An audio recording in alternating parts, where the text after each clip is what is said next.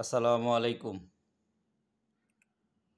প্রিয় দর্শক, প্রিয় দেশবাসী, যে যেখান থেকে প্রতিনিয়ত আমার লাইভগুলো এবং ভিডিওগুলো দেখে থাকেন, সকলকে ধন্যবাদ জানাই।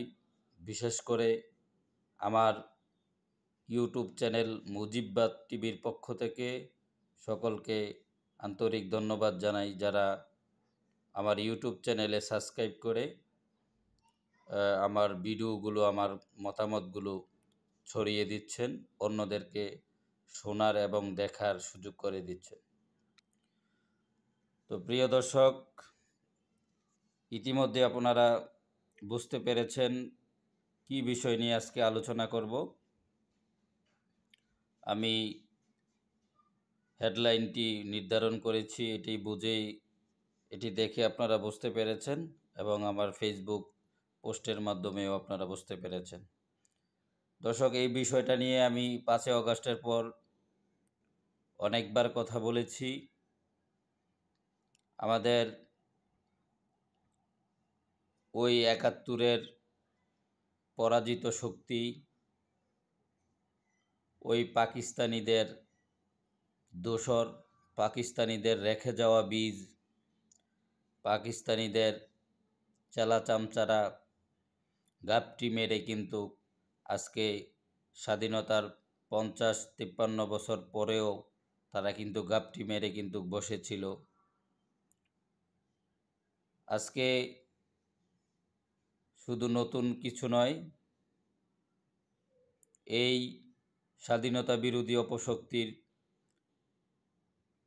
এই রাজাকারের বাচ্চারা যখনই সুযোগ পেয়েছে, তখনই আমাদের সেই গৌরবময় মহান মুক্তিযুদ্ধকে, মহান 71-কে, 52-র ভাষা আন্দোলনকে তারা ছোট করার জন্য লাঞ্ছিত এবং আপনার মুক্তিযোদ্ধাদেরকে অপমানিত, মুক্তিযুদ্ধের ইতিহাসকে বিকৃত, আপনার আমাদের স্বাধীনতার সার্বভৌমত্বকে হুমকিতে ফেলার, আমাদের মানচিত্রকে কলুষিত করার, আমাদের জাতীয় সঙ্গীতকে বিকৃত করার যত প্রকার অপচেষ্টা, সকল অপচেষ্টাই কিন্তু তারা করে গিয়েছে। অতীতে তারা ব্যর্থ হয়েছে, কিন্তু তাদের সেই ব্যর্থ চেষ্টা আজ অবধি পর্যন্ত তারা চালিয়ে রেখেছে। বিগত দিনে মুক্তিযুদ্ধের সপক্ষের সকল রাজনৈতিক দলগুলোর দলমত নির্বিশেষে ঐক্যবদ্ধ অবস্থানের কারণে সেই পাকিস্তানিদের প্রেতাত্মাদেরকে নির্মূল না করা গেলেও দমন করে রাখা হয়েছিল। যখনই আমরা দেখতে পারলাম বাংলাদেশের আরেকটি বৃহৎ রাজনৈতিক দল, মুক্তিযুদ্ধের সপক্ষের রাজনৈতিক দল, আমি বিশ্বাস করি তাদেরকে, তারা প্রগতিশীল ধারা বিশ্বাস করে, আমি মনে প্রাণে বিশ্বাস করি, সেই একটি রাজনৈতিক দল তাদেরকে যখন কাঁধে করে নেচেছে, তখনই কিন্তু তারা আবার সক্রিয় হয়েছে, শক্তি সঞ্চয় করেছে। আর তার প্রতিফলন 5 আগস্টের পর থেকে আমরা দেখতে পাচ্ছি।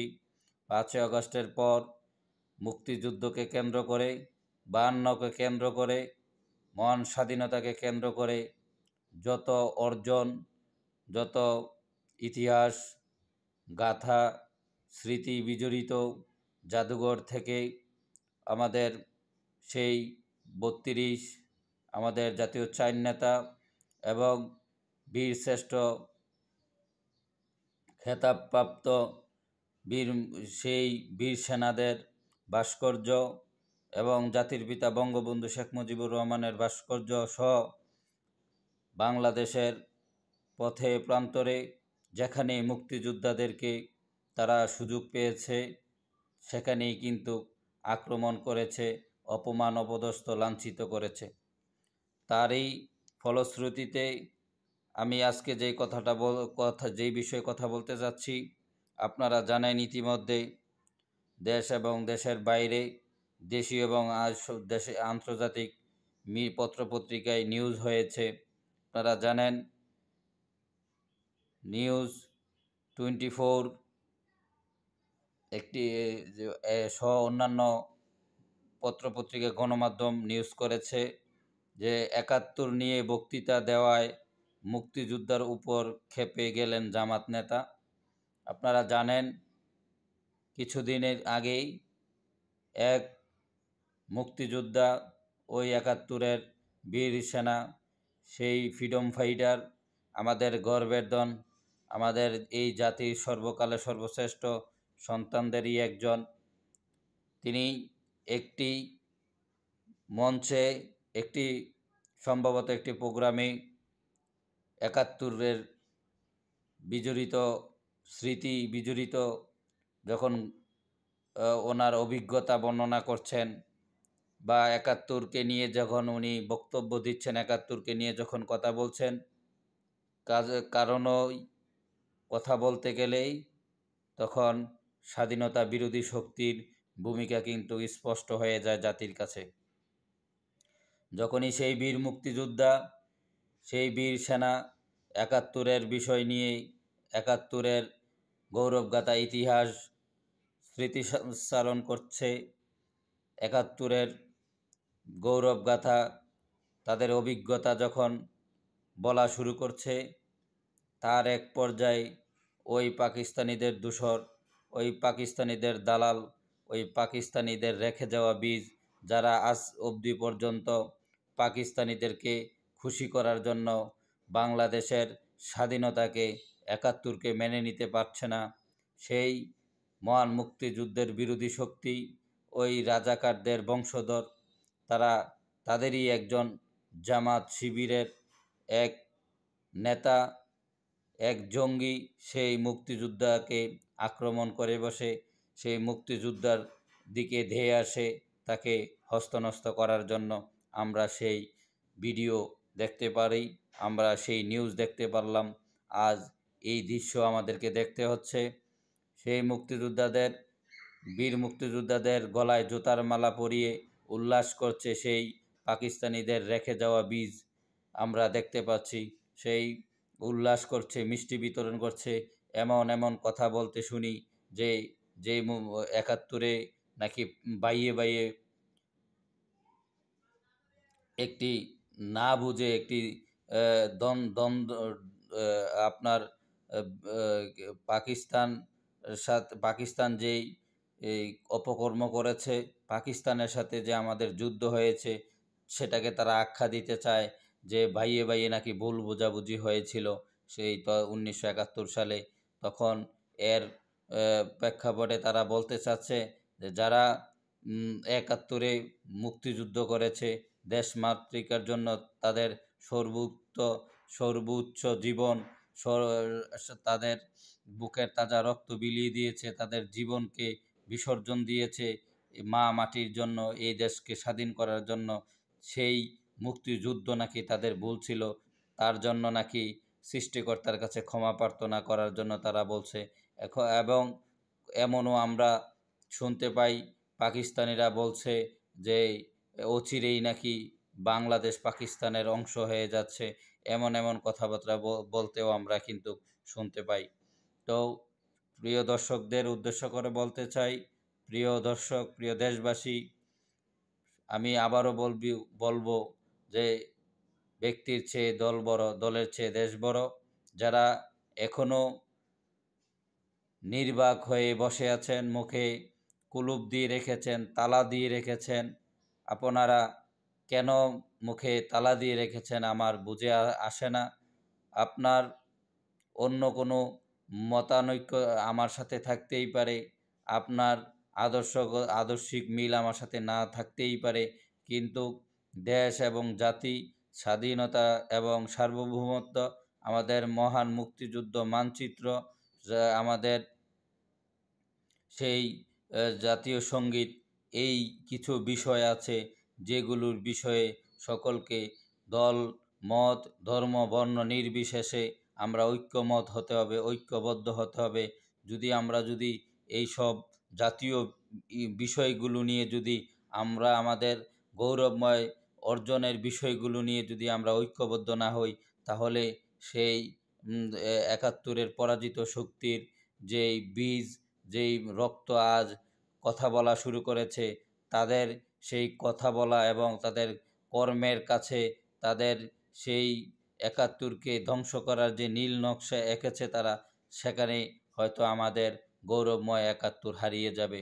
তো আমি সকলকে উদারত আহ্বান জানাবো যে আপনার রাজনৈতিক আদর্শ ভিন্নতা থাকতেই পারে, আপনার সাথে আমার আদর্শগত অমিল থাকতেই পারে, কিন্তু আপনি একজন বাঙালি হিসাবে, আমি একজন বাঙালি হিসাবে কোনো আপোষ থাকতে পারে না দেশ মাতৃকার বিষয়ে, স্বাধীনতা সার্বভৌমত্বের বিষয়ে, মুক্তিযোদ্ধাদের সম্মান রক্ষার্থে, ওই বীর শ্রেষ্ঠ জাতির শ্রেষ্ঠ সন্তানদের গৌরবময় ইতিহাস সুরক্ষার জন্য, ওই মুক্তিযুদ্ধের সাথে গাথা গৌরব গাথা যত স্মৃতি বিজড়িত আমাদের ইতিহাস আছে, সেই ইতিহাসকে অক্ষুণ্ণ রাখতে হলে আমরা সকলে ঐক্যবদ্ধ থাকতে হবে। জাতীয় চার নেতার বিষয়ে এবং জাতির জনক বঙ্গবন্ধু শেখ মুজিবুর রহমান সহ যারা মহান মুক্তিযুদ্ধে নেতৃত্ব দিয়েছে, সকলের প্রতি আমাদের ঐক্যবদ্ধ অগাধ শ্রদ্ধা কিন্তু রাখতে হবে, থাকতে হবে। আর না হলে আমরা আমাদের ইতিহাস থেকে আমরা অনেক দূরে চলে যাব। আমাদেরকে ইতিহাস থেকে একটি ওই চক্র, তারা বুঝে শুনে প্ল্যান মাফিক তারা চক্রান্ত করছে যে আমাদের কাছ থেকে ৭১-কে দূরে সরিয়ে দেওয়ার জন্য। ৭১-এর সেই গৌরবময় ইতিহাসকে যদি মুছে ফেলে দেওয়া যায়, তাহলেই কিন্তু ওই ৭১-এর পরাজিত শক্তি, ওই রাজাকার আলবদর আল শামসদের সন্তানেরা, ওই পাকিস্তানিদের রেখে যাওয়া বীজেরা কিন্তু আজকে দেশে মাথা উঁচু করে তারা কিন্তু চলাফেরা করতে পারবে। আর তাদের অপকর্মের যত অপকর্ম ১৯৭১ সালে হয়েছে, তাদের যেই পূর্বপুরুষরা করে গিয়েছে, সেই অপকর্মের যদি দাফন করতে পারে, তাহলে তারা হয়তোবা এই জাতির কাছে একটি সাধু সাজতে পারবে। সেই জন্য তারা বারংবার ৭১-কেই আক্রমণ করছে, মুক্তিযোদ্ধাদেরকেই আক্রমণ করছে, মুক্তিযোদ্ধাদেরকে ছোট করার জন্য, ৭১-কে ছোট করার জন্য যত অপচেষ্টা তারা কিন্তু করে যাচ্ছে। আর যদি তারা এটা করতে পারে, তারা যদি ৭১-কে কোনোভাবেই যদি ছোট করতে পারে, তারা যদি ৭১-এর গৌরবময় ইতিহাসকে বিকৃত করতে পারে, ধ্বংস করতে পারে, মুক্তিযোদ্ধাদেরকে লাঞ্ছিত করতে পারে, মুক্তিযোদ্ধাদেরকে যদি এই দেশে কোনোভাবেই যদি অসম্মানিত করা যায়, তাহলে এই দেশ অচিরেই, এই দেশের স্বাধীনতা সার্বভৌমত্ব, এই দেশের সংস্কৃতি, সকল কিছু থেকে কিন্তু আমাদেরকে বঞ্চিত করে, এবং আমাদের এই দেশের সংস্কৃতিতে, আমাদের এই দেশের সার্বভৌমত্বকে পাকিস্তানিদের আবারও হয়তো হাতে তারা তুলে দিতে পারে। কারণ আপনারা আমার এই কথায় জানি সকলে একমত হবেন না। ইতিমধ্যে আপনারা দেখেছেন, আমরা দেখেছি, লক্ষ্য করছি, ৫ই আগস্টের পর পাকিস্তানের সাথে এই যে পাকিস্তানের যে প্রেতাত্মা, এই যে জামাত শিবির সহ যত জঙ্গি গোষ্ঠী আছে, তাদের সাথে যে পাকিস্তানিদের যেই প্রীতি বেড়ে গিয়েছে, তাদের সাথে যোগাযোগ বেড়ে গিয়েছে, এবং তারা যেভাবে এখন বলা শুরু করেছে যে অচিরেই নাকি পাকিস্তানের অংশ হতে যাচ্ছে বাংলাদেশ, অথবা ৭১-এ বাইয়ে বাইয়ে ভুল বোঝাবুঝি হয়েছে, এগুলো বলে আমাদেরকে যে বোঝানোর যা বোঝাচ্ছে, তা হচ্ছে এই জাতিকে মগজ ধোলাই করার চেষ্টা করছে যে একটি ভুল বোঝাবুঝি বলতে এটাই বোঝাচ্ছে যে পাকিস্তানের যেই অপকর্ম, যে অন্যায়, অবিচার, অত্যাচার আমাদের বাঙালিদের উপর করেছিল, আমাদের মা বোনদের ইজ্জতের উপর তারা যেই হানা দিয়েছিল, আমাদের বাঙালি জাতির উপর তারা যে অত্যাচার স্টিম রোলার চালিয়েছে, শাসনের নামে যে শোষণ করেছে, এগুলো সবগুলোকে তারা মুছে ফেলে তারা একটি সাধুর চরিত্রে আবির্ভূত হতে চায় এবং তারা প্রমাণ করতে চায় যে 1971 সালে যারা যুদ্ধ করেছে তারা হয়তো ভুল সিদ্ধান্ত নিয়েছে, তারা হয়তো লোভে পড়ে দেশকে আলাদা করেছে পাকিস্তানের কাছ থেকে, সেটাই কিন্তু তারা প্রমাণ করতে চায়। তারা আসল ইতিহাস বাঙালিদের কাছ থেকে, আমাদের কাছ থেকে, আপনাদের কাছ থেকে, আপনাদের বাচ্চাদের কাছ থেকে আসল ইতিহাস কিন্তু মুছে ফেলে দিতে চায়, দূরে সরিয়ে দিতে চায়। তারা পাকিস্তানিদের সংস্কৃতি, পাকিস্তানিদের ভাবধারা আমাদের মাঝে ঢুকিয়ে দিতে চায়। সেদিকে কিন্তু লক্ষ্য রাখতে হবে প্রিয় দেশবাসী। আমি আমার এই আলোচনার শেষ অংশে আমি আবারও বলতে চাই যে আপনার সাথে আমার সাথে আপনার হয়তো রাজনৈতিক আদর্শের অমিল থাকতে পারে, কিন্তু আমাদের দেশ, আমাদের স্বাধীনতা, সার্বভৌমত্ব, আমাদের মহান মুক্তিযুদ্ধ, আমাদের 21শে ফেব্রুয়ারি, 26শে মার্চ, 16ই ডিসেম্বর, আমাদের জাতীয় সঙ্গীত, আমাদের মানচিত্র, আমাদের এই মুক্তিযুদ্ধের নেতৃত্ব দানকারী সকল মহান শহীদ এবং যারা বেঁচে আছে বীর মুক্তিযোদ্ধাদের, বীর সন্তানদেরকে আমরা আমাদের সর্বোচ্চ সম্মানের স্থানে রাখতে হবে, সেই কথা বললে চলবে না।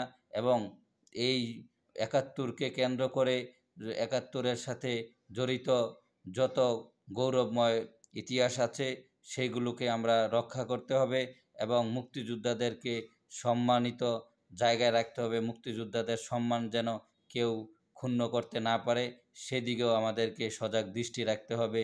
এবং সেই পরাজিত 71-এর পরাজিত অপশক্তির যেই বীজ আজ বাংলাদেশে আস্ফলন দেখা যাচ্ছে, সেই 71-এর পরাজিত শক্তির বীজদেরকে সমূলে তাদেরকে উপড়ে ফেলতে হবে, তাদেরকে একেবারেই সমূলে তাদের বীজদাঁত ভেঙে দিয়ে তাদের সমূলে তাদেরকে একবার তাদেরকে 71-এ যেই বা কাজগুলো বাকি ছিল, 71-এ যেই তাদেরকে সমূলে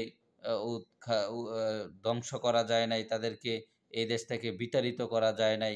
আমাদের পূর্বপুরুষরা যে কাজটি তাদের ভুল করে গিয়েছিল, আমার মনে হয় আজকে 53 বছর পরে এসে আমাদের সময় এসে মনে হচ্ছে আমাদের পূর্বপুরুষরা, ওই জাতির শ্রেষ্ঠ সন্তানরা তাদেরকে ক্ষমা করে দিয়ে হয়তো ভুল করেছিল, সেই কারণে তারা আজকে আমাদের ইতিহাসকে নিয়ে খেলছে। আমাদের 71কে কলঙ্কিত করার জন্য 71কে নিয়ে তারা যেই নীল নকশা এঁকেছে, সেই নীল নকশা করার সাহস হয়তো আমাদের পূর্বপুরুষরা তাদেরকে ক্ষমা করে দেওয়ার কারণে তারা সুযোগ পাচ্ছে। আর সেই ভুল আমরা করতে রাজি নই। আমরা এই বর্তমান যুগের মুক্তিযোদ্ধারা, 71-এর সপক্ষের সকল মুক্তিযোদ্ধারা, আমরা 71-এর সপক্ষের সকল রাজনৈতিক দলেরা ঐক্যবদ্ধ হয়ে সেই পাকিস্তানিদের রেখে যাওয়া বীজ, পাকিস্তানিদের দালালদেরকে আমরা নির্মূল করতে হবে। সেই হোক আমাদের অঙ্গীকার। সকলে ভালো থাকবেন, সুস্থ থাকবেন। জয় বাংলা, জয় বঙ্গবন্ধু।